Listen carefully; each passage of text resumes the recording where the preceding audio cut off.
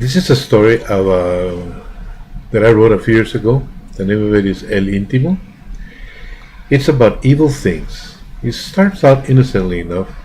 An old man taking a walk in the wash behind his house, a dog digging around for who knows what, and then things go awry. The idea of demonic possession is a very old one. There are countless cases throughout recorded history, from the cradle of civilization in ancient Persia to modern communities throughout the world. To some, that this can happen is very real. To others, it is seen as a severe mental illness and manifestations of grotesque mental deviations. Whatever it is to the person attacked, it is very real. If you want, tell me what you think of the story. Whatever you say is fine. I just want to know your thoughts. My email is robert.velasco@hotmail.com. So, Chapter 1. Arthur Denton was 84 years old, and every joint in his body hurt. It was everything he could do to get out of bed, and when he finally managed it, it was several minutes before he was able to straighten up and take a few steps. He was just too old and too arthritic. About all he could do anymore was to sit in the garden, or on his better days, take a short walk in the wash behind his house. Most days now, he simply waited. He didn't know exactly what it was that he was waiting for. He just waited. He was tired of hurting, and he was tired of waiting. Most of all, he was tired of getting old. Sometimes when he sat in the garden daydreaming, his mind conjured up memories from far in the past, but that was rare. Most of the time his thoughts were trivial. He could barely remember what it was that he thought about. As a matter of fact, except for a very few incidents of note throughout his lifetime, his life was rather inconsequential. A fleeting memory of Casas Blancas, a sleepy little village in northern Mexico, crossed his mind as he waited in the peaceful quiet of the garden. It occurred to him as he watched this ancient memory unfold in his mind that he had always wanted to return to Casas Blancas, but had never worked up the nerve to go back. He fondly remembered the little children that had come to the mission where they had worked so many years before, and the childlike qualities of the villagers. They were so innocent. His memories of Casas Blancas always started out pleasantly, but they quickly soured. He was always filled with a sense of shame when he thought of the village. For years he had mulled over what had happened there, and as time passed, he pushed out of his mind any guilt for what he had done there. After all, what happened wasn't really his fault. He was blameless, an innocent pawn in an evil game. Nevertheless, even though 60 years had passed since those long ago events, he still couldn't get rid of the sense that he had been the root of the evil that had happened there. And every time he remembered Casas Blancas, he thought about Jacovita, the beautiful Mexican girl. He smiled as he formed the image of the beautiful girl in his mind. After so many years, her image still haunted him. A thought crossed his mind.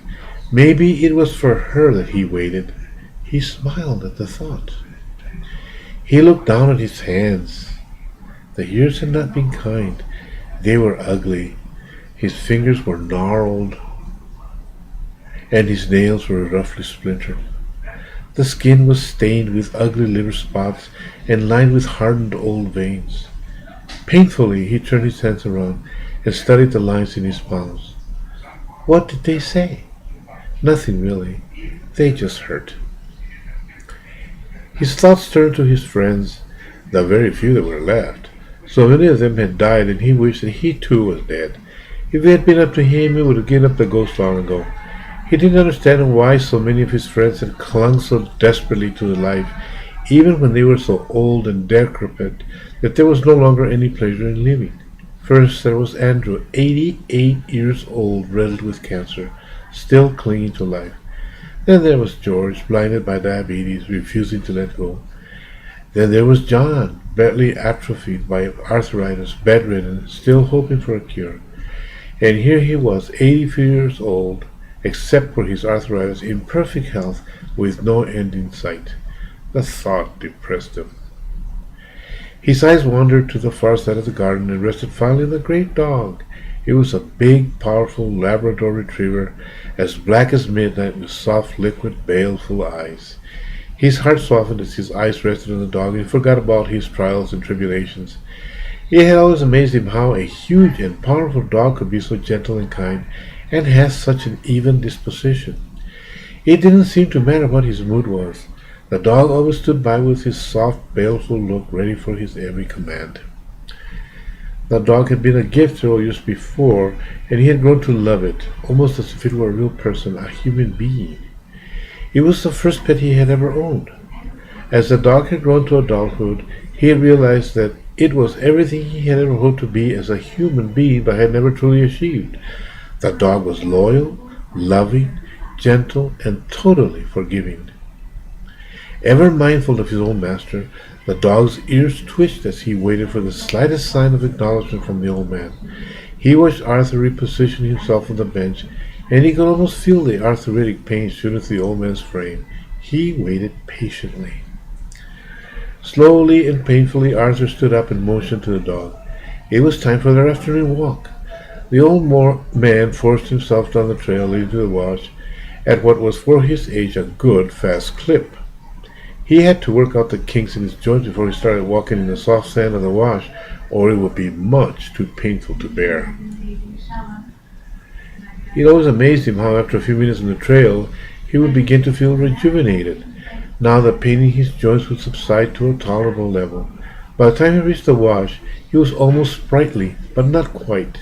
That was a thing of the past.